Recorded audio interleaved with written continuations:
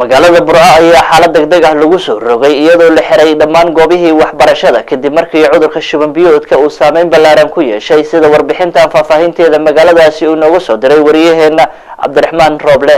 xildhibaanada golaha deegaanka degmada Burco oo maanta iskugu yimi kulan degdeg ah ayaa lagaga hadlay xaaladda cudurka shuban biyoodka oo muddooyinkii u dambeeyay farabaas ku hayay gobolkan Togdheer. Shirkanu ay dibadjoog ka ahayd warbaahintu ayaa markii uu soo dhamaaday waxa warbaahinta u akhriyay qodobada ka soo baxay maayirka degmada Burco Maxamed Cabdiraxmaan Muraad isagoo oo sheegay in gobolka la geliyay xaalad degdeg ah si loo xakameeyo xanuunka cudurka shuban biyoodka. Sidoo kale waxa dhammaanba fasax la geliyay goobaha waxbarashada sida dugsiyada iyo malcaamadaha gobolkan Togdheer degmada Burco saacada laga bilaabo inay ku jirto xaalad degdeg oo caafimaad.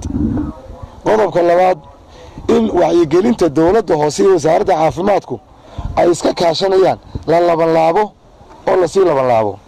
qodobka saddexaad xildhibaanada afarta waaxood oo har iyo habeen baabuur gaar la siiyay shidaal gaar la siiyay wax allaale waxay u baahnaayeen loo bilbergareeyay oo habeen iyo maalinba sida ambalaasyada shaqeynaya oo aan fadhiisanayn. qodobka shanaad maadaama xanuunku uu inta badan ka imanayo xaq nadaafad darro in marka la sameeyo dardargelin nadaafadeed oo qeyr caadi la galo.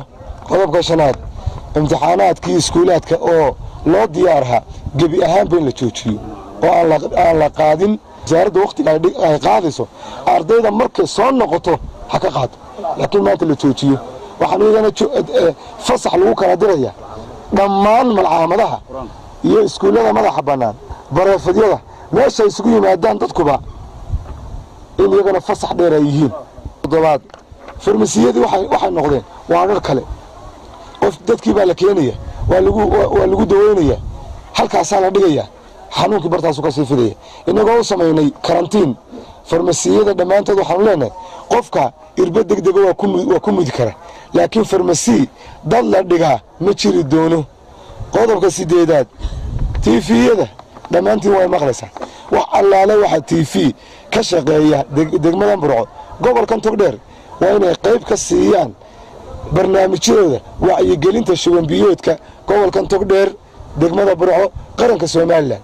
TV-gaan waqti siina waayo hawshan waa hawl qaran waa aafa qaranka ku aabsatay waxaan leenahay TV-yadu ha iska xilqaameen oo iyaguna waqti u gaara ha bixiyeen iyo idaacadaha hawlsarada waxaan leenahay cidda dawada laga iibinaya waa inay noqotaa cidda caafimaadka u xil saaran.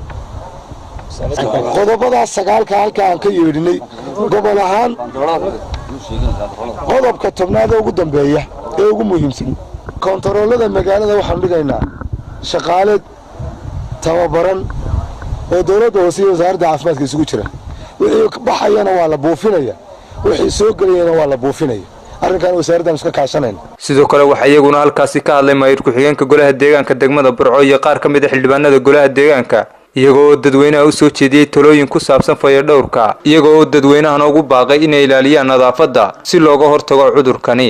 waxa weeye xanuunkan waxa uu noo sheegay agaasimaha isuduwa caafimaadku ama sida guud daweyntiisu inay tahay is ilaalinta iyo ka hortagga iyo karantiimada boqolkiiba 75 daweyntiisu waa sida loo karantiimeeyo sida loo ilaaliyo. sidaa daraadeed guryaha